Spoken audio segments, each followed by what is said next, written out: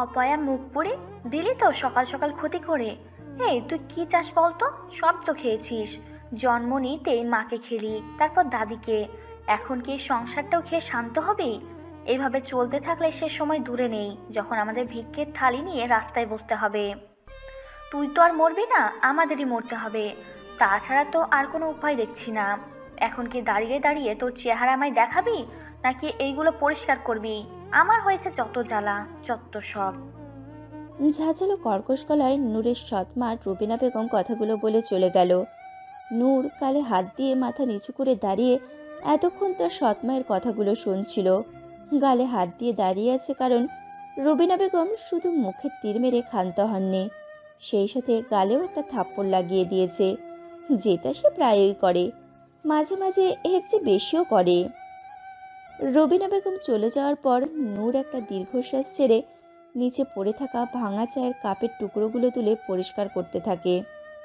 এই কাপটি হাত থেকে পড়ে ভেঙে গেছে, আর এই সামান্য কারণেই তার সৎমা তাকে চড় মেরে এতগুলো কথা শুনিয়ে গেলেন। যদিও এতে নূরের কোনো দোষ ছিল না।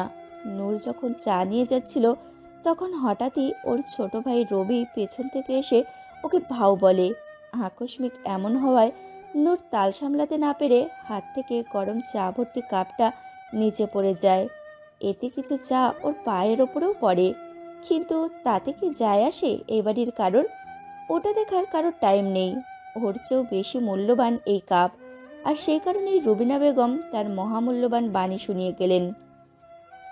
নূর কাপের টুকরোগুলো উঠিয়ে জায়গাটা পরিষ্কার করে ফেলল।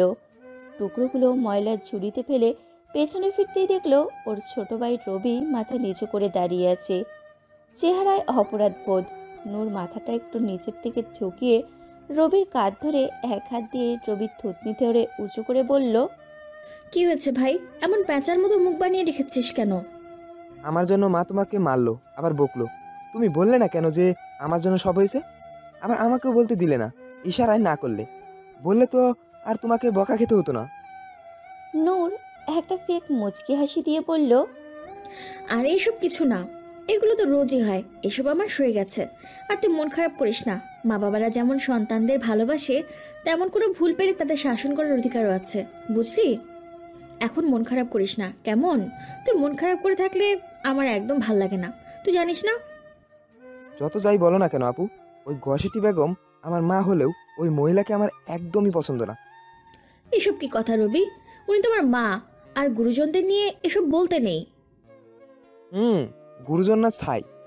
আমাকে খালি ওই নিনাকে পটিয়ে গার্লফ্রেন্ড বানাতে দাও, তারপর বিয়ে করে এই বাড়িতে আসলেই ব্যাস ঘসেটি বেগমের দিন শেষ।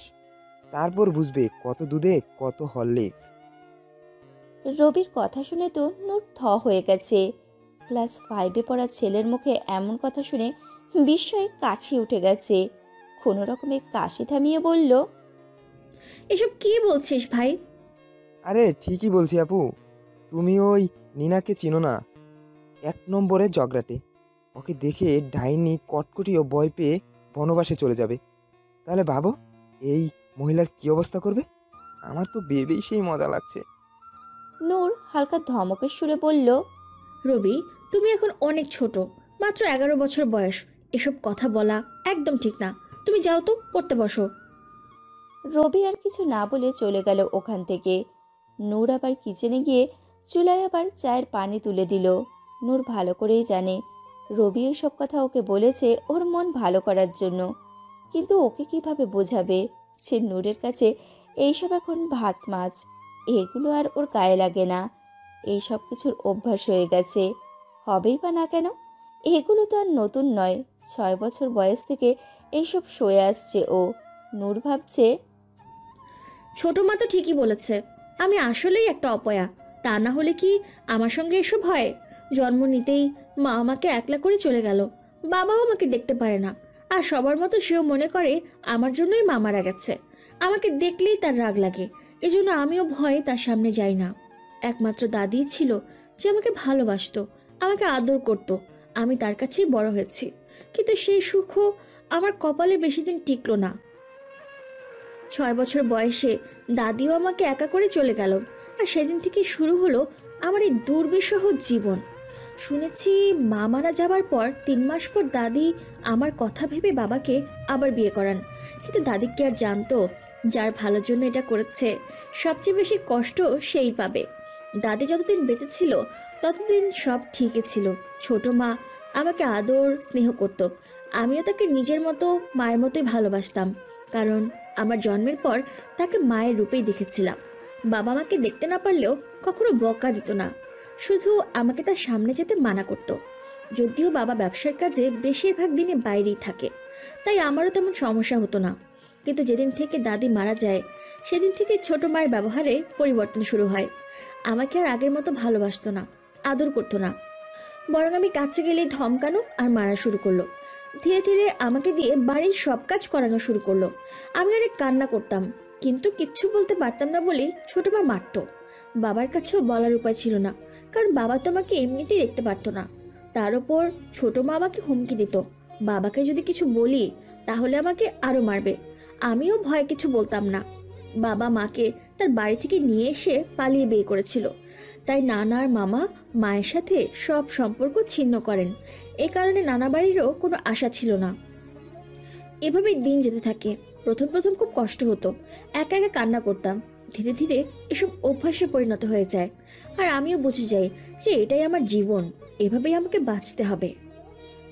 হঠাৎই পায়ে ঠান্ডা কিছু অনুভব হওয়ায় নূরের ভাবনায় ছেদ পড়ে।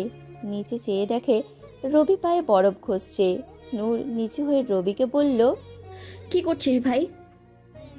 রবি বরফ ঘষতে ঘষতে বলল, যেটা তুমি কখনোই করবে না। নিজের খেয়াল তো তোমার কখনো হয় না। দেখো কত লাল হয়ে গেছে, নিশ্চয়ই জ্বালা করছে। সেদিকে তো তোমার খেয়ালই নেই, তুমি আসছো কাজ নিয়ে পড়ে। রবির কথা শুনে নূরের চোখের কোণে না চাইতেও পানি চলে এলো। এই একটি ব্যক্তি আছে যে ওকে এই পরিবারের সদস্য মনে করে, আর সবার জন্য নূর একজন কাজের লোকের চেয়ে বেশি কিছু না, হয়তো তার চেয়েও অধম। নূর মাথাটা একটু অন্যদিকে ঘুরিয়ে চোখের পানি মুছে নিয়ে রবিকে বলল, আরে এটা তো কিচ্ছু না, সামান্য ব্যাপার, এমনিতেই ঠিক হয়ে যাবে, তুই চিন্তা করিস না। দেখি ওর তো এখন, তোর তো স্কুল আছে, যা রেডি হয়ে নে, আমি তোর জন্য চকলেট মিল্কশেক বানাচ্ছি। রবি বলল, তোমার তো আজকে ভার্সিটির প্রথম দিন, তুমি যাবে না? নূর মাথা নাড়িয়ে বোঝালো সে যাবে। রবি খুশি হয়ে বলল, ইয়ে, আপু আজকে তোমার অনেক মজা হবে তাই না? নতুন ভার্সিটিতে যাবা। ঠিক আছে, আমিও এখন রেডি হয়ে আসছি, আমি আর তুমি একসাথে বের হব। কথাগুলো বলতে বলতে রবি চলে গেল। নূর একটা দীর্ঘশ্বাস ছেড়ে চায়ের পাতিল থেকে কাপে চা ঢেলে রান্নাঘর থেকে বের হলো। রিপার রুমে এসে চায়ের কাপটা বেডের পাশে ছোট টেবিলটায় রাখলো। রুমে কোনো কিছুর শব্দ পেয়ে রিপা তার ফেস প্যাক লাগানো মুখে চোখের ওপর থেকে শশা স্লাইস সরিয়ে দেখল নূর চায়ের কাপ রাখছে। মুখে বিরক্তির ছাপ নিয়ে রিপা নূরকে বলল, এই, তোকে না কতবার বলেছি সকাল সকাল তোরই অপয়া চেহারা আমায় দেখাবি না, আমার ঘুম থেকে ওঠার আগে চা রেখে যাবি। নূর মাথা নিচু করে বলল, সরি আপু, আমি আগেই দিয়ে যেতাম, আসলে চাটা আনার সময় আমার হাত থেকে পড়ে গেছে, তাই আবার নতুন করে বানিয়ে আনতে সময় লেগে গেল। আর কখনো এমন হবে না।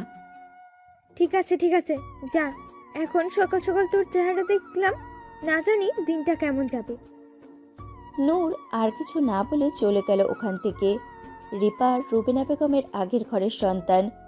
বিয়ের পরে রুবিনা বেগমের সাথে সেও এই বাড়িতে থাকে, এবং সেও রুবিনা বেগমের মতো নূরকে অপমান করার কোনো চান্সও মিস করে না।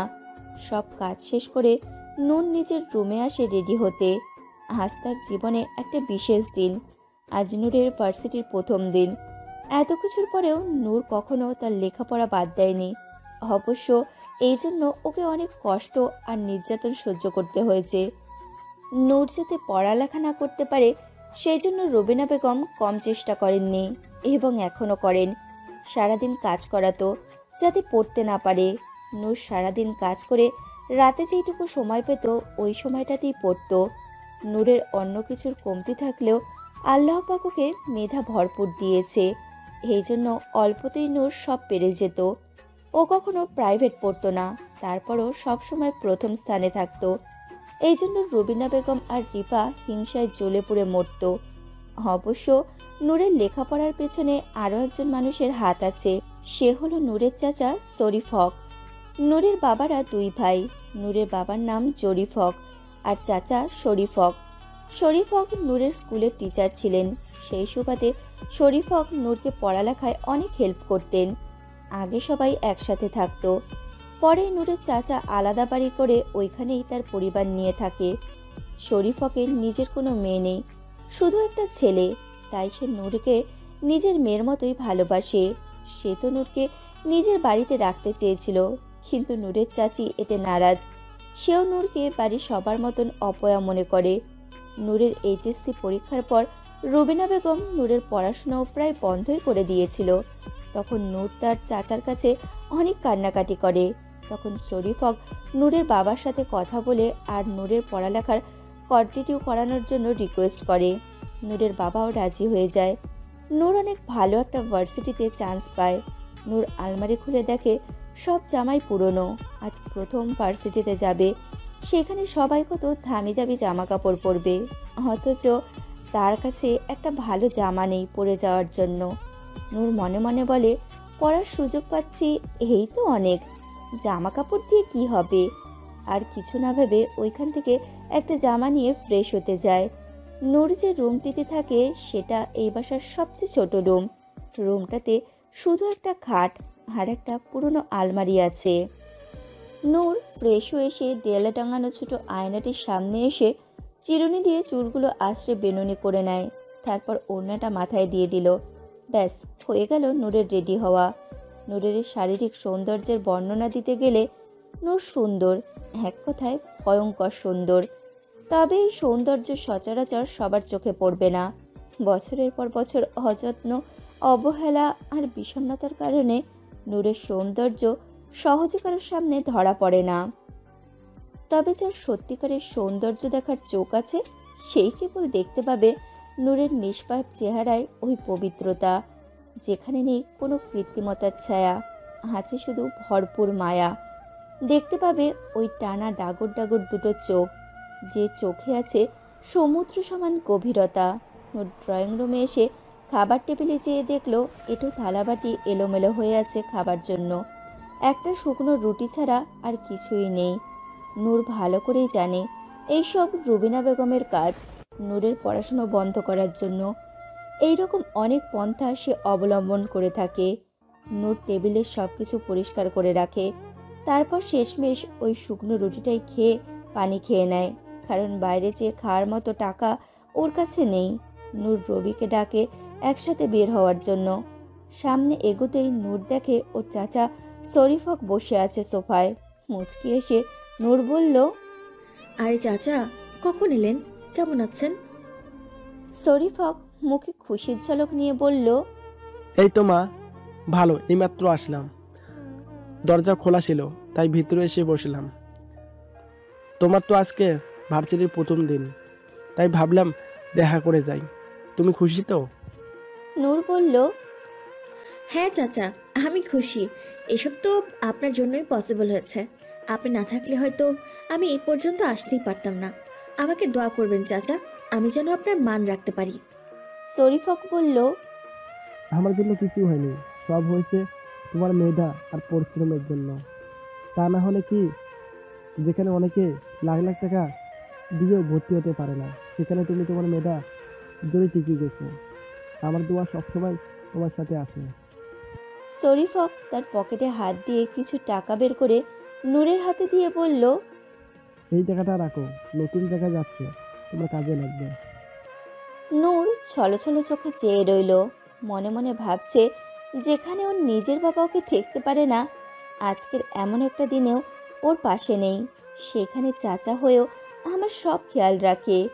রবির ডাকে নূরের ভাবনায় ছেদ পড়ল। রবি বলল, চলো আপু, আমি রেডি। নূর মাথা ঝাঁকিয়ে বলল, হ্যাঁ চল। রবি শরীফ হককে দেখে বলল, আরে চাচ্ছু, কেমন আছেন? শরীফ হক মুখে হাসির রেখা টেনে বলল, ভালো বাবা, তুমি কেমন আছো? আমি তো বিন্দাস। শরীফ হালকা হেসে বলল, তোমার বাবা বাসায় নেই? রবি বলল।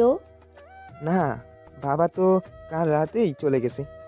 শরীফক কিছুটা হতাশ স্বরে বলল। ও মনে মনে ভাবছে। আজকের এমন একটা দিনেও ভাইয়া মেয়েটার সাথে নেই। নূর বলে উঠল। তাহলে আমরা যাই চাচা। শরীফক বলল। হ্যাঁ হ্যাঁ, চলো, আমিও বের হব। তোমার সাথে দেখা করতেই এসেছিলাম, এখন বাসায় যাব। ওরা তিনজন একই সাথে বেরিয়ে গেল। রবির স্কুল বাসার কাছেই, হেঁটেই যাওয়া যায়। রবিকে স্কুলের গেটে দিয়ে নূর রওনা হলো ভার্সিটির উদ্দেশ্যে। বাস স্ট্যান্ডে এসে বাসের জন্য দাঁড়িয়ে আছে নূর। রিকশায় গেলে অনেক টাকা লাগবে, তাই বাসেই যাবে। চাচার দেওয়া টাকাগুলো এখনই শেষ করতে চায় না নূর। টাকাগুলো রেখে দিয়ে ওর জরুরি কাজে লাগাবে। যদিও দরকার হলে চাচার কাছে চাওয়ার সাথে সাথেই দিয়ে দেবে। তারপরও বারবার টাকার কথা বলতে নিজেরই খারাপ লাগে। ভাবতে ভাবতেই বাস চলে এলো। নূর তাড়াতাড়ি করে বাসে উঠে পড়ে। বাসে উঠে দেখে অনেক ভিড়। নূর আগে কখনো এভাবে একা চলাফেরা করেনি, তাই একটু ঘাবড়ে যায়। অনেক কষ্টে ঠেলে ঠুলে একটা সিট পেয়ে বসে পড়ে।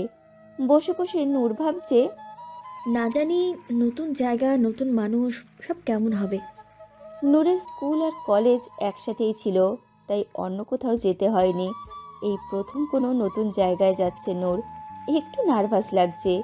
নূর হয়তো স্বপ্নেও ভাবেনি ওর সাথে আজকে কি হতে চলেছে, যা ওর জীবনের মোড়টাকেই পাল্টে দেবে।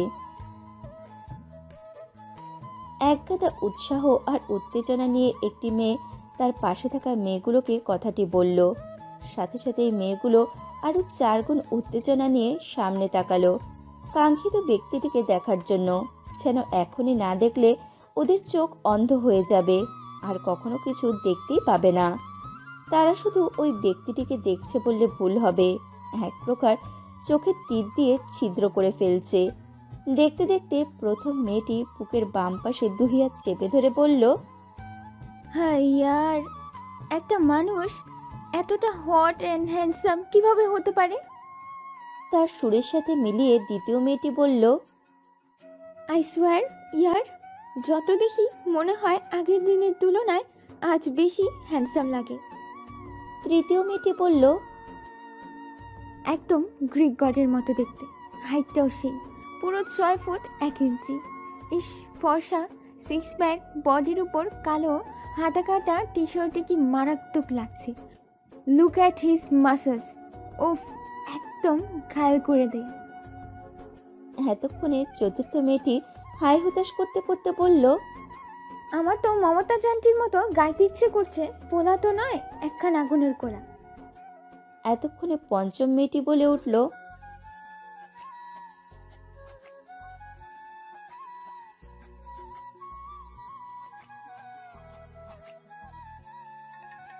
ইস, একবার যদি ছুঁয়ে দিতে পারতাম। আফসোসের সুরে প্রথম মেয়েটি বলল। তার প্রতি উত্তরে দ্বিতীয় মেয়েটি বলল, এই, তোর না এঙ্গেজমেন্ট হয়ে গেছে, তারপর অন্য ছেলেকে ছুতে চাস? ছি ছি ছি, তবা তবা। বলেই হেসে দিল। তৃতীয় মেয়েটি বলল, আরে ওর তো শুধু এঙ্গেজমেন্ট হয়েছে, এরকম একটা ছেলের সাথে একবার রিলেশন করতে পারলে আমি তো আমার হাজবেন্ডকেই রেখে চলে যেতাম। পঞ্চম মেয়েটি তাচ্ছিল্যের হাসি দিয়ে বলল, এসব চিন্তা করে কোনো লাভ নেই। উনি যে গম্ভীর আর রাগী লোক, ওনার সাথে রিলেশন তো অনেক দূরের কথা। কোনো মেয়ে ভয়ে ওনার সামনে যাওয়ার সাহস পায় না। শুনেছি মেয়েদের থেকে উনি 10 হাত দূরে থাকেন, কোনো মেয়েকেই কাছে ঘেঁষতে দেয় না। চতুর্থ মেয়েটি হতাশ স্বরে বলল, ইয়ার, দেখিস না, আমরা প্রতিদিন এই পার্কে ওনার জন্য সেই সকাল থেকে এসে দাঁড়িয়ে থাকি, অথচ উনি আমাদের সামনে দিয়ে এমনভাবে চলে যায় যেন এই পার্কে থাকা নির্জীব বেঞ্চগুলো আর আমাদের মধ্যে কোনো তফাৎ নেই, যেন ওনার জন্য আমরা এক্সিস্টই করি না। অতপর আজও ওদের সবাইকে ইগনোর করে সবার সামনে দিয়ে ওই ব্যক্তিটি এমনভাবে চলে গেল যেন এখানে কখনো কেউ ছিলই না।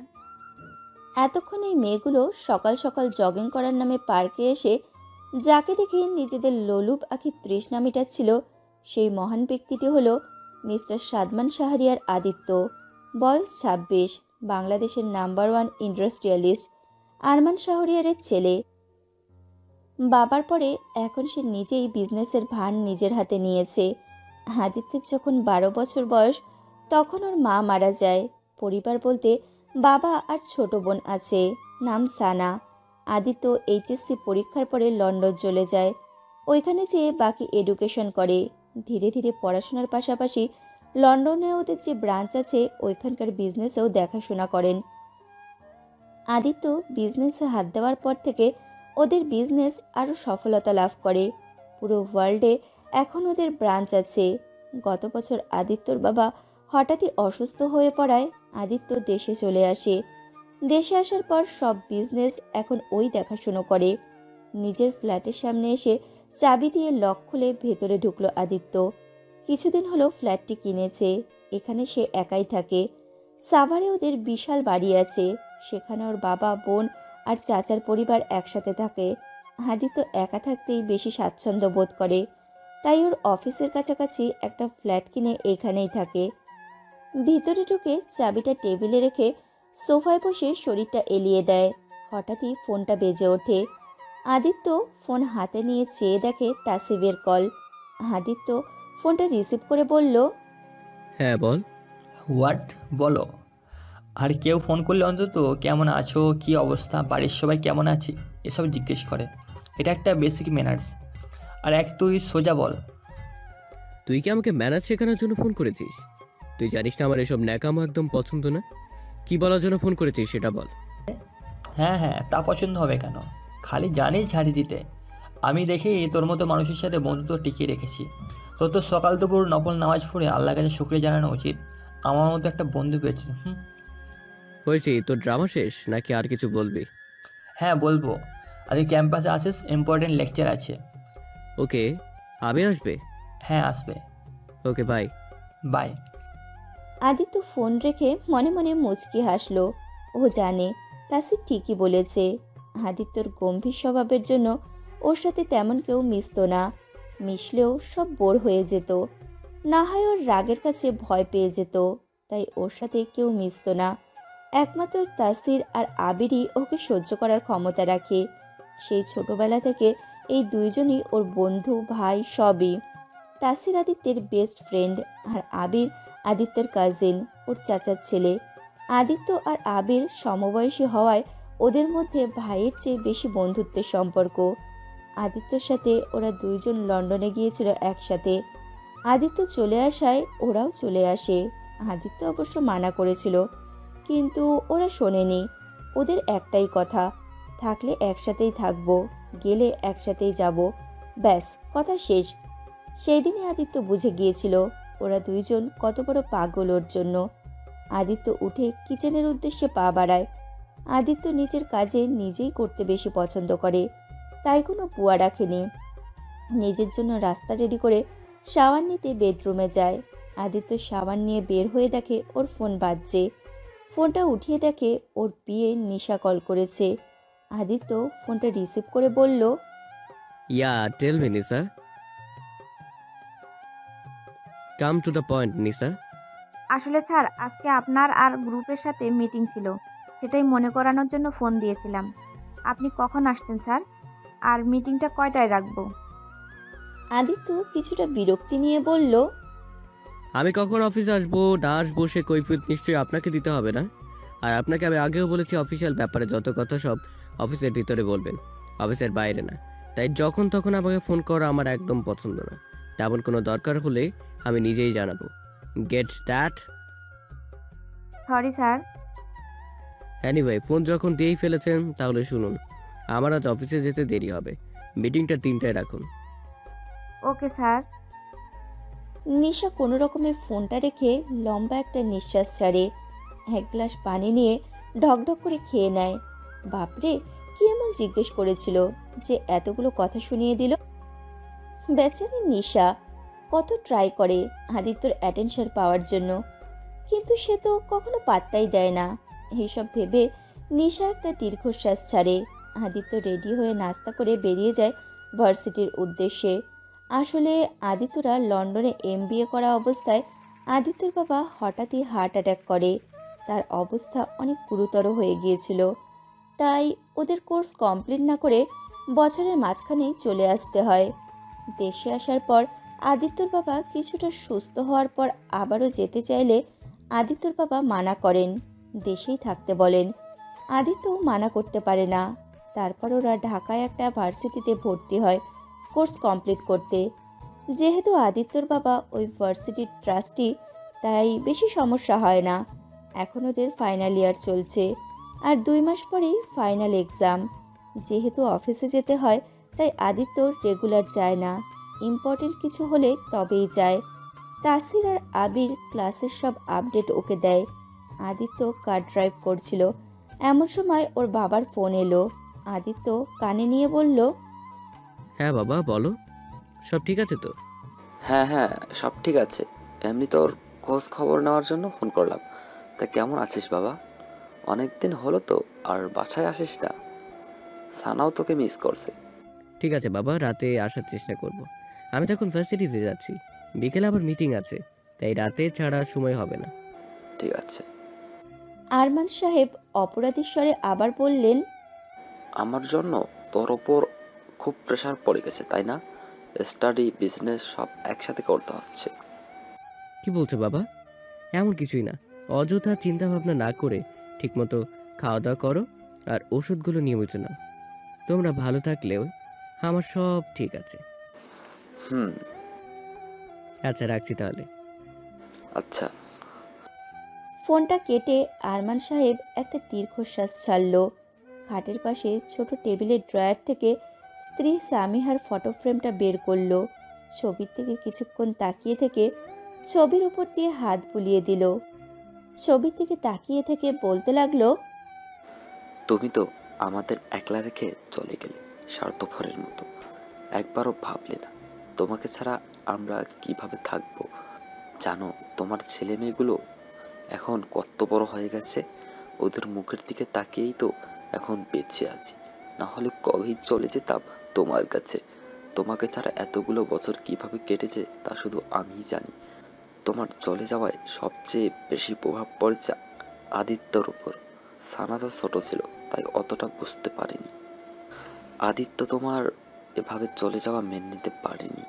ও তো তোমার সাথে বেশি ক্লোজ ছিল। আগে কত হাসি খুশি প্রাণ চঞ্চল ছিল। তুমি যাওয়ার পর থেকে চুপচাপ থাকতো, কারোর সাথে তেমন কথা বলতো না। ধীরে ধীরে গম্ভীর আর রাগী হয়ে উঠল। ওকে দেখলে আমার খুব খারাপ লাগে। দিনে দিনে কেমন রোবটের মতো হয়ে যাচ্ছে। এখন তো কেবল আল্লাহর কাছে একটাই চাওয়া, ওর জীবনে যেন এমন কেউ আসে যে আমার ছেলেটাকে আবার আগের মতো হাসি খুশি জীবনে ফিরিয়ে আনতে পারে। এতক্ষণ সানা দরজার পাশে দাঁড়িয়ে ওর বাবার কথা শুনছিল। সানা খুব চঞ্চল প্রকৃতির মেয়ে। ও দৌড়ে এসে খাটে ওর বাবার পাশে বসলো। তারপর ওর বাবার এক হাত জড়িয়ে ধরে বলল, তুমি চিন্তা করো না বাবা, আমরা ভাইয়ের জন্য লাল টুকটুকে একটা মিষ্টি বউ বিয়ে করে আনবো, তারপর সব ঠিক হয়ে যাবে। আরমান সাহেব একটু মুচকি হেসে বলল, সেই চেষ্টা কি কম করলাম? সে তো বিয়েতে রাজিই হয় না। আরে হবে হবে, সময় আসলে ঠিকই হবে। সানা ওর মায়ের ছবিটা হাতে নিয়ে বলল, আম্মু কত সুন্দর ছিল, ভাইয়াও আম্মুর মতো সুন্দর, শুধু আমিই সুন্দর না। আরমান সাহেব বলল, ধরবো কামে, কে বললো তোকে এসব কথা? শুধু কি ফর্সা হলেই মানুষ সুন্দর হয় নাকি? সৌন্দর্য মানুষের মন থেকে আসে। যার মন সুন্দর সেই আসল সুন্দর। সানা মুচকি হেসে বলল। হুম। নূর ভার্সিটির গেটের সামনে এসে দাঁড়াতেই ওর ফোন বেজে উঠল। ফোন বের করে দেখলো তানি কল করেছে। নূরের ঠোঁটে মুচকি হাসি চলে এলো। নূরের অতি সামান্য কিছু আপন লোকের মধ্যে এই ব্যক্তি একজন, যে ওকে অনেক ভালোবাসে, সুখে দুঃখে সব সময় ওর পাশে থাকে। নূর ফোন রিসিভ করে বলল, কোথায় তুই? আমি তো চলে এসেছি। নূর পিছনে ফিরে দেখে তানি দাঁড়িয়ে আছে। নূর এগিয়ে গেল ওর দিকে। তানি মুখে একরাশ হাসি নিয়ে জড়িয়ে ধরল নূরকে। নূর, নূর, জিন কসম, আই এম সো এক্সাইটেড। আমরা দুজনে একই ভার্সিটিতে চান্স পেয়েছি। আমার যে কি মজা লাগছে তোকে বলে বোঝাতে পারবো না। কথাগুলো বলে নূরকে ছেড়ে সোজা হয়ে দাঁড়ালো তানি। নূর বলল, সেটা তো তোকে দেখেই বোঝা যাচ্ছে। এখন কি এখানে দাঁড়িয়ে থাকবি নাকি ভেতরে যাবি? হ্যাঁ হ্যাঁ, চল যাই। তানি নূরের হাত ধরে ভেতরে যাওয়ার উদ্দেশ্যে পা বাড়াতেই ওর চোখ পড়ে গেল নূরের গালে। তানি ভ্রু কুঁচকে সাথে সাথে দাঁড়িয়ে বলে, এই তোর গালে দাগ কিসে? তার মানে ওই মহিলা আবার তোর গায়ে হাত তুলেছে, তাই না? নূর মুখটা ছোট করে ফেলে। তানি রাগী কণ্ঠে বলে, উফ, ইচ্ছে করে ওই মহিলাটাকে কেটে টুকরো টুকরো করে নদীতে ভাসিয়ে দিয়ে আসি। বদমাস খচ্চর মহিলা কথাকার। নূর তানির হাত ধরে বলল, আরে বাদ দে না, আজকের দিনে মন খারাপ করিস না, চল ভেতরে যাই। তোর জন্যই আমি কিছু করতে পারি না, না হলে জেন কসম দেখিয়ে দিতাম ওই মহিলাকে এই তানি কি চিজ। আচ্ছা দিস, এখন চল। চল। দুইজন ক্যাম্পাসের ভেতরে এসে অবাক হয়ে চেয়ে রইল। কত বড় আর সুন্দর ক্যাম্পাস। দুইজন ঘুরে ঘুরে দেখতে লাগলো। হঠাৎই ওরা দেখতে পেল মাঠের একপাশে অনেক লোক জড়ো হয়ে আছে। তানি উৎসুক হয়ে বলল, চল তো দেখি ওখানে কি হচ্ছে। নূর মাথা ঝাঁকিয়ে সায় দিল। ওরা একটু এগিয়ে যেতেই বুঝতে পারল আসল ব্যাপারটা। এখানে কিছু বদমাইশ সিনিয়ররা জুনিয়রদের র্যাগিং করছে, তাও বাজেভাবে। এইসব দেখে নূর তো ভয়ে শেষ। আসলে ছোটবেলা থেকে ভয় ছাড়া আর কোনো অনুভূতি ওর হয়নি, তাই ও অনেক ভীতু স্বভাবের। তানি নূরের হাত চেপে ধরে বলল, ভয় পাস না, আমি আছি তো। চল আমরা এখান থেকে চলে যাই, না হলে আমাদের সাথেও এমন করবে। নূর কোনো রকমে মাথা ঝাঁকিয়ে বলল, হ্যাঁ হ্যাঁ চল। দুইজন যেই উল্টো দিকে ঘুরে যেতে নেয় তখনই পেছন থেকে কেউ আওয়াজ দেয়, হেই ফুলটুসিটা, কোথায় যাচ্ছ? এদিকে আসো আমাদের কাছে। নূর তানির হাত শক্ত করে ধরে আছে। যে ভয়টা পাচ্ছিল সেটাই হতে চলেছে। কি হলো, কথা কানে যায় না? এদিকে আসতে বলছি। দুইজন কোনো রকমে ওদের সামনে গিয়ে দাঁড়ালো। ওইখানে 5-6 জনের মতো একটা গ্রুপ আছে এবং চেহারা দেখেই বোঝা যাচ্ছে এরা সবগুলো বড়লোক বাপের বিগড়ে যাওয়া ছেলে মেয়ে। নূরের তো ভয়ে অবস্থা কাহিল, মুখ দিয়ে কোনো কথাই বের হচ্ছে না। তানি বুঝতে পারছে ওদের কথা না শুনলে খুব খারাপ হবে, তাই সে নিচু স্বরে বলে উঠল, জি ভাইয়া বলুন, কিছু বলবেন? ওদের ভিতর একজন শয়তানি হেসে জিজ্ঞেস করলো, নাম কি? কোন ইয়ার? তানি, ফার্স্ট ইয়ার। আর তোমার নাম কি? ওর নাম নূর। তানি বলল। ওদের ভিতরে লিডার ছেলেটা বলল, ক্যাম্পাসে আসলে সিনিয়রদের সম্মান করতে হয়, জানো না? তানি বলল, জি জানি। তাহলে আমাদের দেখে সালাম না করে চলে যাচ্ছিলে কোন সাহসে?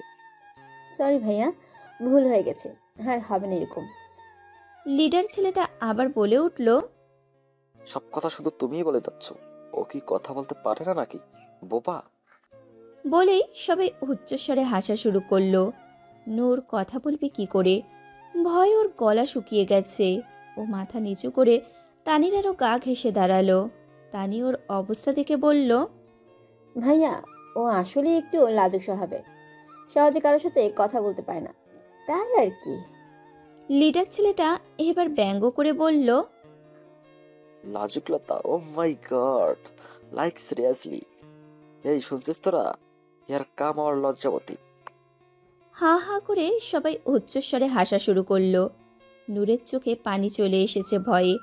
তানির ভেতরে রাগ লাগলেও কিছু বলতে পারছে না, কারণ ও জানে এদের কিছু বললে আরও বেশি খারাপ হবে। সবাই কতক্ষণ হাসার পর লিডার ছেলেটা আবারও শয়তানি হাসি দিয়ে বলল, তাহলে তো লজ্জাবতীর লজ্জা ভাঙতেই হয়, কি বলিস সবাই? সাথে সাথে সবাই সায় দিয়ে বলল, হ্যাঁ ভাই, একদম ঠিক বলেছেন। এদের কথা শুনে নূর আর তানি আঁতকে ওঠে। লজ্জা ভাঙবে মানে কি বলছে এরা? তানি ভয় মিশ্রিত কণ্ঠে বলল, না না ভাইয়া, তার কোনো দরকার নেই, প্লিজ আমাদের যেতে দিন। তা তো হয় না। সিনিয়রদের দায়িত্ব জুনিয়রদের হেল্প করা, তাই তো আমাদের দায়িত্ব এখনো লজ্জা কিভাবে ভাঙানো যায়। কি করা যায়? Let me think. গালে হাত দিয়ে চিন্তার ভঙ্গিতে কথাগুলো বলল। একটু পর মুখের সামনে তুড়ি বাজিয়ে বলল, ইয়েস, পেয়ে গেছি আইডিয়া। তারপর হাত উঠিয়ে মেন গেটের দিকে ইশারা করে নূরের উদ্দেশ্যে বলল, ওই যে গেট দেখছো, ওই গেটের সামনে যেয়ে দাঁড়াও। তুমি তাড়ানোর পরে সর্বপ্রথম ওই গেট দিয়ে যে ঢুকবে, সে যেই হোক না কেন, তাকে তোমার চুমু খেতে হবে। ডোন্ট ওয়ারি, গালি দিলেই চলবে। ওদের কথা শুনে নূরের এখন অজ্ঞান হওয়ার উপক্রম। কি বলছে এসব ওরা? ও কখনো এটা করতে পারবে না। আর তানি একটা স্বস্তির নিঃশ্বাস ফেলল। ওদের কথায় ভয় পেয়ে গেছিল। ভেবেছিল ওরা না জানি কি করে। এটা তো তাও সহজ আছে। লিডার ছেলেটা বলল, যাও তাহলে শুরু করো। তানি নূরের দিকে তাকিয়ে ইশারা করলো যেতে। নূর অসহায় মুখ করে মাথা নাড়িয়ে বোঝালো সে পারবে না। তানি কিছু একটা ভেবে ওই ছেলেটাকে বলল, ভাইয়া, ওর জায়গায় কাজটা আমি করে দিই। না না, যার কাজ তাকেই করতে হবে, তা নাহলে শাস্তি পেতে হবে। এখন ভেবে দেখো কোনটা করবে। তানি নূরের হাত ধরে ওইখান থেকে একটু সরে এসে আস্তে করে নূরকে বলল, দেখ নূর, সাহস করে কাজটা করে ফেল, না হলে এবার আমাদের ছাড়বে না। তুই তো দেখছিসই এরা কত ভয়ঙ্কর। এদের কথা না শুনলে আমাদের এখানে টিকে থাকতে দেবে না। শুধু একটা চুমুই তো, তাও গালে, এটা কোনো ব্যাপার না। নূর এবার খেদেই ফেলল। কাঁদতে কাঁদতে বলল, আমি কিভাবে করবো এমন কাজ? যদি কোনো ছেলে হয় তখন? আমার অনেক ভয় করছে, আমার দ্বারা হবে না। আরে নেগেটিভ ভাবছিস কেন? মেয়েও তো হতে পারে। এখানে কি শুধু ছেলেরাই পড়ে নাকি? মেয়েরাও তো পড়ে। তুই পজিটিভ চিন্তা কর। দেখ তুই কত কষ্ট করেছিস এই পর্যন্ত আসার জন্য। তুই কি চাস ওদের ঝামেলার কারণে তোর এখানে পড়ালেখা ক্ষতি হোক? নূর মাথা নাড়িয়ে না বোঝালো। তানি নূরের চোখের পানি মুছিয়ে দিয়ে বলল, তাহলে যা, মনে সাহস নিয়ে কাজটা করে ফেল। নূর মাথা নাড়িয়ে সায় দিল। লিডার ছেলেরা তাড়া দিয়ে বলল, কি হলো, তোমাদের ডিসকাশন শেষ হলো? আমরা কি সারাদিন দাঁড়িয়ে থাকবো? তানি নূরকে নিয়ে ওদের সামনে যেয়ে বলল, এই তো ভাইয়া, হয়ে গেছে, ও রেডি। তাহলে যাও, কাজ শুরু করো। আর তুমি এখানেই থাকবে। তানিকে ইশারা করে বলল ও একাই যাবে। তানি নূরের দিকে তাকিয়ে চোখ দিয়ে আশ্বস্ত করে যেতে বলল। নূর কাঁপা কাঁপা পা নিয়ে গেটের দিকে এগালো। বারবার পেছনে ফিরে তানির দিকে তাকাচ্ছে। ধীরে ধীরে গেটের কাছে এসে পৌঁছালো। এখন শুধু ক্যাচি গেটটা খোলা আছে। আপাতত গেটে কেউ নেই। ওরা সবাই আগের জায়গায় দাঁড়িয়ে সবটা দেখছে। ভয়ে হাত পা কাঁপছে নূরের। হার্টবিট জোরে জোরে চলছে। মনে মনে শুধু দোয়া করছে যেন কোনো মেয়েই হয়। কিছুক্ষণ পরে নূর দেখতে পেল একজন মধ্যবয়স্ক মহিলা গেটের দিক দিয়ে আসছে। নূর মনে মনে স্বস্তির নিঃশ্বাস ফেলল। যাক, বেঁচে গেছি। মহিলা মানুষ আছে, এখন আর বেশি খারাপ লাগবে না। তারপরও নূরের ভয় করছে, উনি যদি কোনো অধ্যাপিকা হন তখন? যাক, এখন আর এত ভেবে লাভ নেই, পরে মাপ চেয়ে নিলেই হবে। নূর গেটের মাঝামাঝি যেয়ে দাঁড়ালো যাতে মহিলাটি যেতে না পারে। চোখ বন্ধ করে একটা লম্বা নিঃশ্বাস নিল। তারপর এক চোখে একটুখানি খুলে দেখল মহিলাটি কাছে চলে এসেছে। নূর আবার চোখ বন্ধ করে নিল। একটু পর ওর সামনে কারোর অস্তিত্ব টের পেল। নূর মনে করল মহিলাটি হয়তো ওর সামনে। নূর চোখ বন্ধ করা অবস্থাতে আর কিছু না ভেবে মুখটা একটু এগিয়ে চট করে চুমু দিয়ে দিল সামনে থাকা ব্যক্তির গালে। চুমু দিয়ে ভয়ে চোখ মুখ খিচে দাঁড়িয়ে রইল নূর। কিছুক্ষণ পর কোনো সারা শব্দ না পেয়ে ধীরে ধীরে চোখ খুলে সামনে তাকালো। সামনে তাকাতেই নূরের চোখ দুটোর রসগোল্লার মতো বড় বড় হয়ে গেল, যেন এখনই কোটর থেকে বেরিয়ে আসার উপক্রম। তীব্র মাত্রায় একটা শক খেল। ভয়ে বিস্ময়ে ঠোঁট দুটি আপনা আপনি ইয়া বড় হা হয়ে। সাথে সাথে নূর হাত দুটো একসাথে করে নিজের হা করা মুখের ওপরে চেপে ধরল। নূরের নিজের চোখের ওপরে বিশ্বাস হচ্ছে না। ও তো ওই মহিলাকে চুমু দিয়েছিল, তাহলে এই ছেলেটা কোথা থেকে আসলো? আদিত্য ভার্সিটির সামনে এসে গাড়ি পার্ক করে ভিতরে যাওয়ার জন্য পা বাড়ায়। হঠাৎই ওর ফোনটা বেজে ওঠে। আদিত্য ফোন বের করে চেয়ে দেখে আবিরের কল। আদিত্য ফোনটা কানে নিয়ে কথা বলতে বলতে গেটের দিকে এগিয়ে যায়। ফোনে কথা বলতে ব্যস্ত থাকায় ওর সামনে তেমন খেয়াল করে না। গেটের সামনে যেয়ে দেখে ওর সামনে একজন মহিলা। আদিত্য অন্যদিকে তাকিয়ে ফোনে কথা বলায় ব্যস্ত। হঠাৎই সামনের মহিলাটাকে পেছনে থেকে কে যেন ডাক দেয়, আর মহিলাটি ওইখান থেকে চলে যায়। আর আদিত্য সামনে এগিয়ে যায়। আদিত্য এখনও অন্যদিকে তাকিয়ে ফোনে কথা বলছে।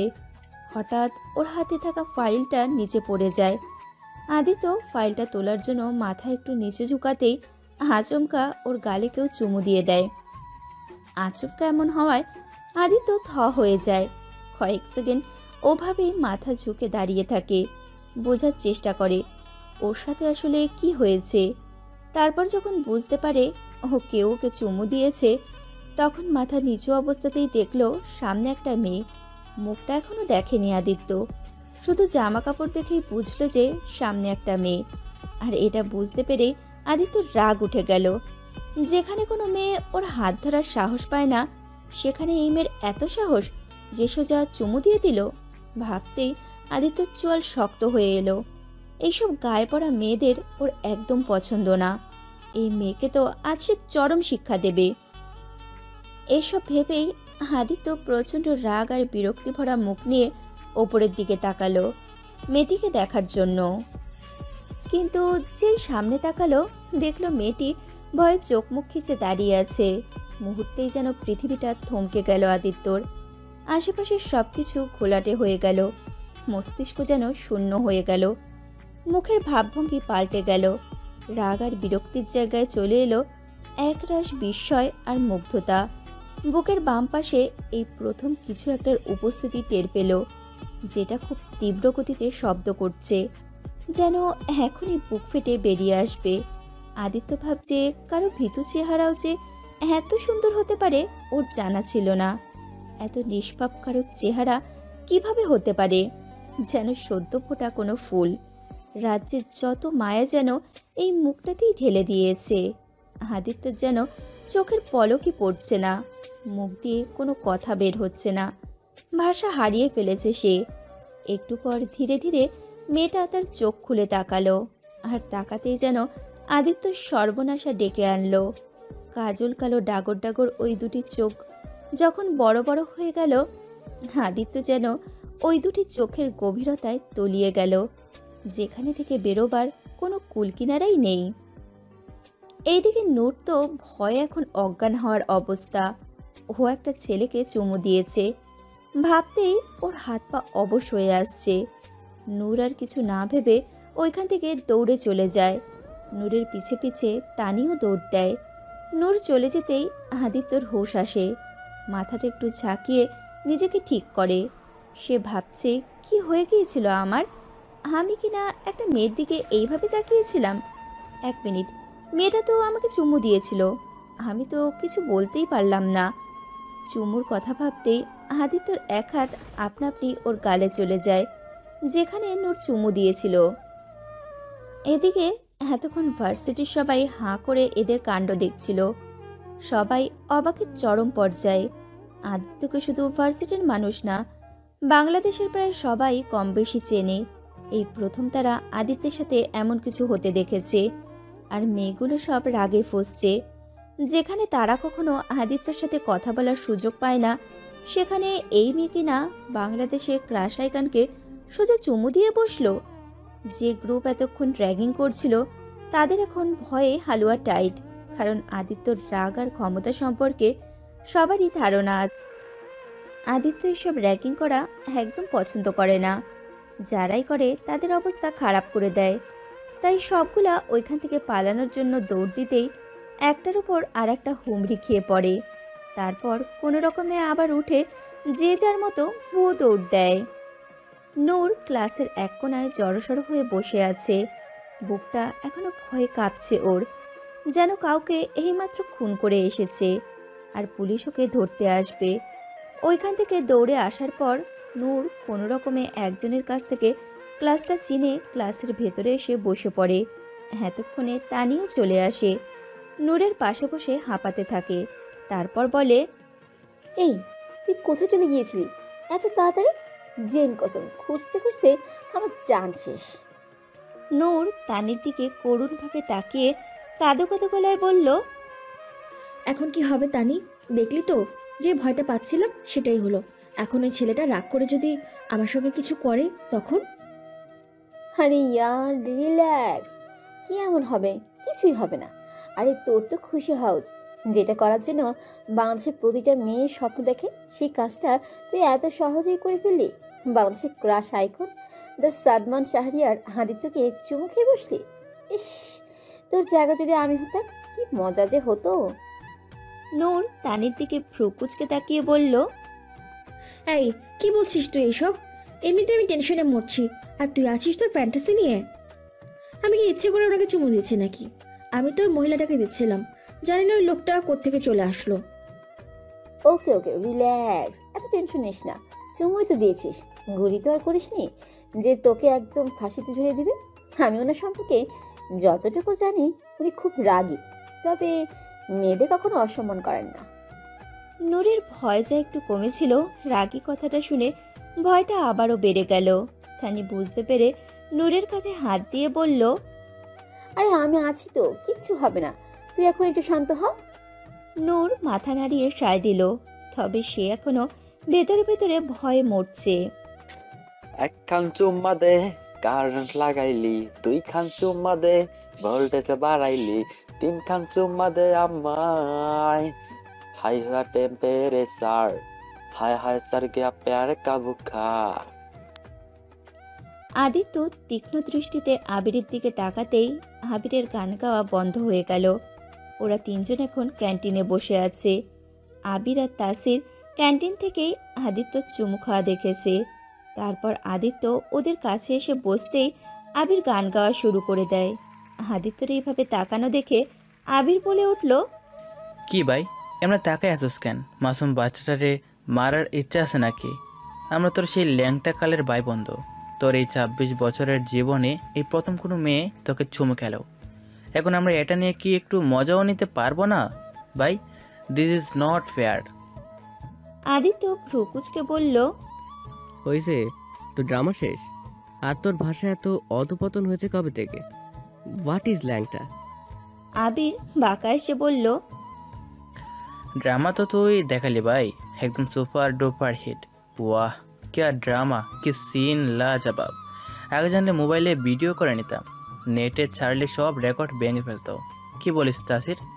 তাসির এতক্ষণ আদিত্যর মনের ভাবভঙ্গি বোঝার চেষ্টা করছে। ও ভালো করেই জানে আদিত্য এইসব ব্যাপারে খুব রাগ করে থাকে, তবে আজকে ওর ভাবভঙ্গি অন্যরকম লাগছে তাসিরের কাছে। তখন মেয়েটাকে কিছু না বলে ওইভাবে তাকিয়ে থাকাটা ওর চোখ এড়ায়নি। তবে কি আদিত্য প্রেমে পড়ে গেল? আবিরেরটাকে ভাবনা থেকে বেরিয়ে আসে তাসির। তারপর আদিত্যর উদ্দেশ্যে বলে, হ্যাঁ ঠিকই তো বলেছে আবির, আমরা তোকে ছোটোবেলা থেকে দেখে আসছি। মাসির যেমন গুড়ের ওপর ভিনভিন করে, মেয়েরাও তোর কাছে সবসময় ভিনভিন করে, একটু কথা বলার জন্য, ফ্রেন্ডশিপ করার জন্য এবং বয়ফ্রেন্ড বানানোর জন্য, এমনকি তোর বেড পার্টনার হওয়ার জন্যও রেডি থাকে। অথচ তুই কোনো মেয়েকে তোর আশেপাশে ঘেঁষতে দিস না। তো তোর তোর এত বছরে বাঁচিয়ে রাখা ইজ্জতের উপর এভাবে কেউ হাত মেরে গেল, আর এটা নিয়ে আমরা কথা বলবো না তা কি হয়? আবিরও হাসতে হাসতে বলে উঠল, তাসির ঠিকই বলেছে। আমার তো মাঝে মাঝে সন্দেহ হয় তোর উপর। আদিত্য এক ভ্রু উঠিয়ে বলল, মানে? আবির বলল, মানে তুই আবার জ্ঞানা তো? না মানে আমরা তো লন্ডনে ছিলাম, ওখানে তো আবার এগুলো চলে। আদিত্য উচ্চস্বরে বলে উঠল, হোয়াট আর ইউ ম্যাড? কি বলছিস এসব? নিজের পুরুষত্ব দেখানোর মানে এই নয় যে সবসময় মেয়েদের সাথে ইন্টিমেট হতে হবে। আবির আর তাসির উচ্চস্বরে হেসে উঠল। রিল্যাক্স ইয়ার, ইউ আর জাস্ট কিডিং। এদের কথাবার্তায় আদিত্যর প্রচুর বিরক্ত লাগছে। ভাবছে এইসব ওই মেয়েটার জন্য হয়েছে, ওই মেয়েটাকে তো শিক্ষা দিতেই হবে। আদিত্য তাসিরকে ডেকে বলল, মেয়েটা কোন ইয়ারে? দেখেই তো ফার্স্ট ইয়ারের মনে হলো, আগে কখনো দেখিনি। চল। কোথায়? ফার্স্ট ইয়ারের ক্লাসে। তাসির আর আবির দুইজনেই অবাক হয়ে তাকালো আদিত্যের দিকে। আবির বাঁকা এসে বলল, কেন ভাই, আরও চুমু খেতে মন চাইছে? এবার কিন্তু বেশি করে ফেলছিস। মেয়েটার আগে তোদের দুজনকেই মনে হয় সাহায্য করতে হবে। আবির একটু ভয় পেয়ে মেকি এসে বলল, না না ভাই, তার কোনো দরকার নেই। আমার কি জানের বই নেই? এখনও বিয়ে শাদী করলাম না, বাচ্চা কাচ্চার বাপ হলাম না। আমার ভাই বাসর করার আগে মরার ইচ্ছা নাই। তার চেয়ে বরং চল ওই মেয়েটাকে চেষ্টা করে আসি। এত বড় সাহস আমার মাসুম ইনোসেন্ট ভাইকে এভাবে দিন দুপুরে চুমু খায়? হ্যাঁ। আদিত্য বিরক্ত হয়ে আবিরের মাথায় একটা চাটি মেরে দিল। তারপর ওরা তিনজনে বেরিয়ে গেল নূরের ক্লাসের উদ্দেশ্যে। নূরের ক্লাসের সবাই নূরের দিকে কেমন করে তাকিয়ে আছে, যেন নূর কোনো অপরাধী। আর মেয়েগুলো তো পারলে খেয়ে ফেলে এমন অবস্থা। নূরের কাছে খুব খারাপ লাগছে সবার এইভাবে তাকানোয়। আজ ওর সাথে সব কি হচ্ছে কিছুই বুঝতে পারছে না। কি ভেবেছিল আর কি হচ্ছে ভেবেই ওর কান্না পাচ্ছে। নূরের ভাবনার মাঝে হঠাৎই দেখলো ক্লাসের সবাই দাঁড়িয়ে পড়েছে। নূর ভাবলো হয়তো প্রফেসর এসেছে, তাই ওরা দুজনও দাঁড়িয়ে গেল। নূর সামনে তাকাতেই ভয়ে থরথর করে কাঁপা শুরু করে দিল। এতক্ষণ যে ভয়টা পাচ্ছিল সেটাই হতে চলেছে। এখন কি হবে? কি করবে এরা আমার সাথে? যদি লেখাপড়া বন্ধ করে দেয় তাহলে আমি কি করব? এইসব ভেবে নূরের হাত পা অবশ হয়ে আসছে। তানির হাত শক্ত করে ধরে ওর পেছনে মুখ লুকালো। ওরা দুইজন বসে পড়ল নিচে, যাতে ওদের দেখা না যায়। আদিত্যরা এইদিক ওইদিক তাকিয়ে মেয়েটাকে খুঁজতে লাগলো। ক্লাসের সব মেয়েরা তো পাগল হওয়ার উপক্রম, হাঁ করে তাকিয়ে আছে আদিত্যের দিকে। ওদের বিশ্বাসই হচ্ছে না যে আদিত্য স্বয়ং ওদের সামনে। আদিত্যর চোখ দুটো শুধু ওই মেয়েটাকেই খুঁজছে। আদিত্য দুই সারির মাঝ দিয়ে হেঁটে পেছনের দিকে যাচ্ছে খুঁজতে খুঁজতে। একদম পেছনে যেতেই দেখতে পায় মেয়েটাকে। আরেকটি মেয়ের পেছনে মাথা লুকিয়ে আছে।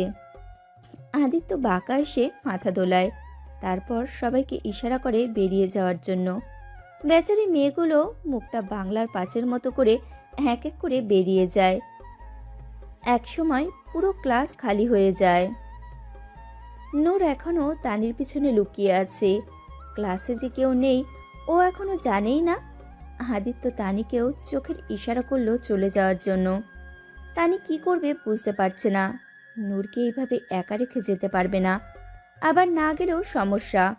আদিত্য যে এখানে নূরের সাথে কথা বলতে এসেছে তাও ভালোই বুঝতে পারছে। আদিত্য গলা খাকারি দিয়ে তানিকে বলল, কি হলো, তোমাকে যেতে বললাম না? দাঁড়িয়ে আছো কেন? আদিত্যর কথা শুনে নূর বুঝে গেল যে আদিত্যর সামনেই দাঁড়িয়ে আছে। নূরের ভয়ে দম বন্ধ হয়ে আসছে। তানির হাতটা আরো শক্ত করে ধরে ওইভাবেই তানির পিছনে লুকিয়ে রইল। সামনে তাকানোর সাহস নেই ওর। তানি একটু সাহস নিয়ে বলল, ভাইয়া আপনি প্লিজ রাগ করবেন না, আসলে ওর কোনো দোষ নেই।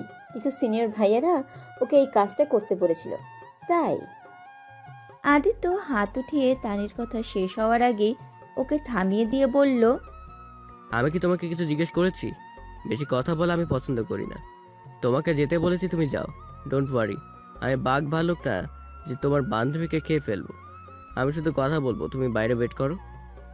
আদিত্যর গম্ভীর কণ্ঠে এমন কথা শুনে তানি আর কিছু বলার সাহস পায় না। তানি নূরের কানে আস্তে করে বলে, দেখ নূর, উনি শুধু কথা বলবে, তুই ভয় পাস না, আমি বাইরেই দাঁড়িয়ে আছি, কেমন? নূর তানির পিছে মাথা ঝাঁকিয়ে না বোঝালো, মানে সে একা থাকবে না এখানে। তানি পড়ল মহা মুসিবতে, কি করবে বুঝতে পারছে না। আদিত্যর ব্যাপারে ও যতটুকু জানে তাতে ওর মনে হয় না নূরের সাথে কোনো খারাপ কিছু করবে, কিন্তু এটা নূরকে কিভাবে বোঝাবে? তানি আর কোনো উপায় না পেয়ে জোর করেই নূরের কাছ থেকে নিজেকে ছাড়িয়ে নেয়। নূর করুণ চোখে তানির দিকে তাকিয়ে থাকে। তানির খুব খারাপ লাগে। তানি নূরের হাত ধরে বলে, চিন্তা করিস না, আমি দরজার কাছেই আছি। তারপর এক প্রকার জোর করে নূরকে রেখে চলে আসে। নূরও তানির পিছে পিছে চলে যেতে নেয়। তখন আদিত্য ওর সামনে এসে দাঁড়ায়। নূর বুঝে যায় এখান থেকে ও বের হতে পারবে না, তাই মাথা নিচু করা অবস্থাতেই লম্বা একটা শ্বাস নিয়ে কোনো রকমে নিজেকে ঠিক করে ওইখানেই দাঁড়িয়ে থাকে। নূর ভাবে কপালে যা আছে তাই হবে, আর কিছু করার নেই। পুরো ক্লাসরুমে এখন পিনপতন নীরবতা। আবির আর তাসিরও বাইরে চলে গেছে।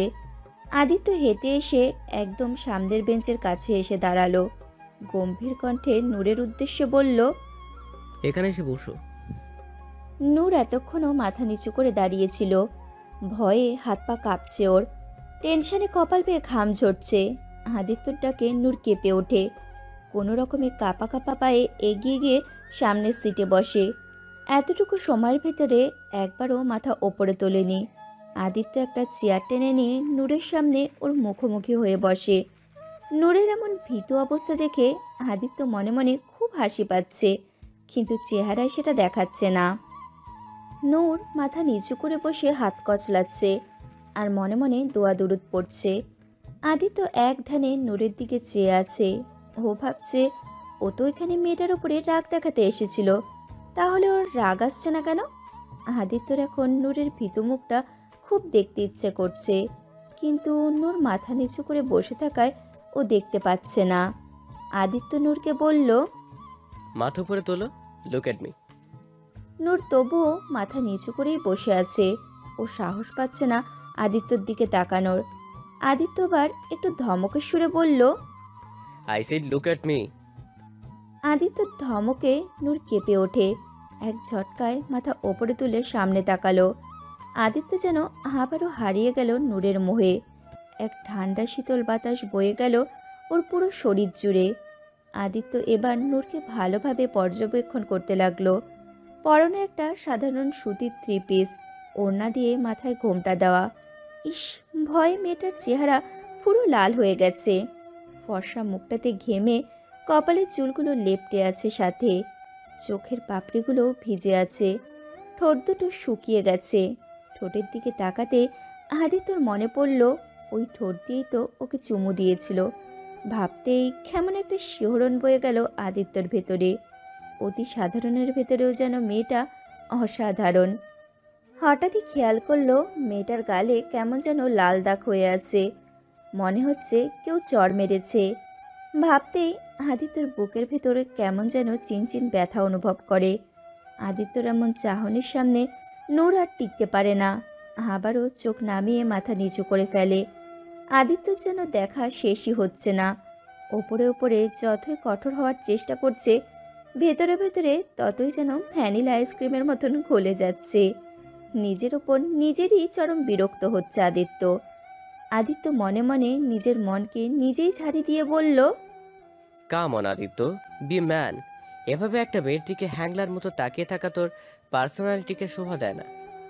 তারপর মাথাটা ঝাঁকিয়ে একটু নড়ে চড়ে বসে আদিত্য। তানি দরজার পাশে দাঁড়িয়ে টেনশনে নখ কামড়াচ্ছে। নূরের জন্য ওর অনেক টেনশন হচ্ছে। না জানি মেয়েটা কত ভয়ে আছে। তানির থেকে সামান্য দূরে আবির আর তাসিরও দাঁড়িয়ে আছে। আবির অনেকক্ষণ ধরে তানির দিকে তাকিয়ে আছে, ভাবছে মেয়েটা সত্যি কিউট, ট্রাই করাই যায়। আবির এগিয়ে গেল তানির কাছে। আবির তানিকে বলল, হ্যাঁ, আই এম আবির, আদিত্যর কাজিন। তুমি? তানি সৌজন্যমূলক হাসি দিয়ে বলল, আমি তানজুমা তানি, নূরের বান্ধবী। আই মিন ভেতরে যে মেয়েটা আছে। ওকে, তা তুমি সকালে খাওয়া দাওয়া করে আসোনি? এভাবে নখ কাচ্ছ কেন? তানি একটু ইতস্তত হয়ে বলল, আসলে ভাইয়া, আমার বান্ধবীর জন্য একটু টেনশন আছে তো তাই। ভাইয়া ডাক শুনে আবিরের মুখটা চুপসে গেল। সে তানিকে বলল, তুমি জানো না হ্যান্ডসাম ছেলেদের কখনো বাইয়া বলতে নেই? এটা আইনত দণ্ডনীয় অপরাধ। তানি হালকা হেসে বলল, তাই নাকি? আবিরও হালকা হেসে বলল, অবশ্যই। আর তুমি টেনশন করো না, আদিত্য রাগী হলেও মেয়েদের সাথে কখনো খারাপ ব্যবহার বা অসম্মান করে না। তানি চোখে মুখে খুশির ঝলক নিয়ে বলল, সত্যি? আপনি সত্যি বলছেন? জেন কসম? আবির ভ্রুকুচকে জিজ্ঞাসু দৃষ্টিতে তাকিয়ে বলল, Jane? Who is Jane? Tani অবাক দৃষ্টিতে তাকিয়ে দুই গালে হাত রেখে বলল, কি? আপনি জেনকে চেনেন না? দ্য গ্রেট জেন ইমামকে চিনেন না? তানির এমন এক্সপ্রেশনে আবির ভ্যাবাচাকা খেয়ে গেল। মনে হচ্ছে এমন একটা প্রশ্ন করার জন্য ওর এখনই ছাদ থেকে পড়ে মরে যাওয়া উচিত। আবির জোরপূর্বক একটা হাসি দিয়ে তানির সামনে নিজের তর্জনী আঙ্গুলের ওপর বৃদ্ধা আঙ্গুল চেপে বলল, 1 মিনিট, আমি এখন আসছি। আবির তাসিরের কাছে এসে বলল, এই শোনো না, তুই কি জেনকে চিনিস? তাসির ভ্রুকুচকে বলল, কে জেইন? আমি কোনো জেইন ফ্রেন্ডকে চিনি না। আরে আমিও তো চিনি না, তবে তানিপ কোথায় মনে হচ্ছে অনেক বড় কোনো ব্যক্তিত্ব। কে তানি? আবির চোখের ইশারায় দেখালো। আরে ওই যে এখানে দাঁড়িয়ে আছে যে কিউট মেয়েটা, আদিত্যকে যে মেয়েটা চুমু দিয়েছে তার বান্ধবী। মেয়েটাকে আমার ভালো লাগছে দোস্ত। কথা বলতে গেছিলাম, বাট এই জেনকে না চেনার জন্য সব গেড়ে গেল। তাসির বিরক্তির স্বরে বলল, তুই আবার শুরু করেছিস? দেখ, এটা লন্ডন না, বাংলাদেশ। এখানকার মেয়েরা অনেক ইমোশনাল হয়, তোর মতো এসব টাইম পাস করে না। প্রেম করতে গেলে বিয়ে না করা পর্যন্ত ছাড়বে না। আবির বলল, আরে তুই বল বলছিস আমাকে, আমি এসব বুঝি। আমার সত্যি মন থেকে ভালো লেগেছে মেয়েটাকে। এখন বল, এই জেনকে কিভাবে চিনবো? আরে গুগল কবে কাজে লাগবে, গুগলকে সার্চ দে। হ্যাঁ তাই তো, এই কথাটা আমার মাথায় কেন এলো না? এখন দেখছি, দাঁড়া। অতঃপর আবির গুগলে সার্চ দিল, আর সার্চ দিয়ে যা দেখলো তাতে ওদের দুইজনেরই মাথা পুরো ঘুরে যাওয়ার উপক্রম। ওরা একজন আরেকজনের দিকে মুখ চাওয়াচাই করছে। তারপর হঠাৎই দুইজন একসাথে উচ্চস্বরে হাসা শুরু করে দিল। হাসতে হাসতে তাসির বলল, সিরিয়াসলি ইয়ার, হে তোর মহান ব্যক্তি, একজন টিভি অ্যাক্টর। আরে আমার কি দোষ? যেভাবে ওই বললো আমি ভাবলাম হয়তো কোনো বড় আকারের কেউ হবে। ভালো হয়েছে, তোদের দুজনে ভালোই মিলেছে। একদম রবনে বানাদি জোড়ি, দুজনেই 1 নম্বরের ফিল্ম ড্রামাবাজ। আবির মনে মনে হাসে। মেয়েটা আসলেই খুব ফিল্মি, ওকে ফিল্মি কায়দায় ইমপ্রেস করতে হবে। আবির আবার তানির কাছে যেয়ে বলল, এই যে ম্যাডাম, আপনার জেন সম্পর্কে জানতে পেরেছি, সত্যি উনি মহান লোক।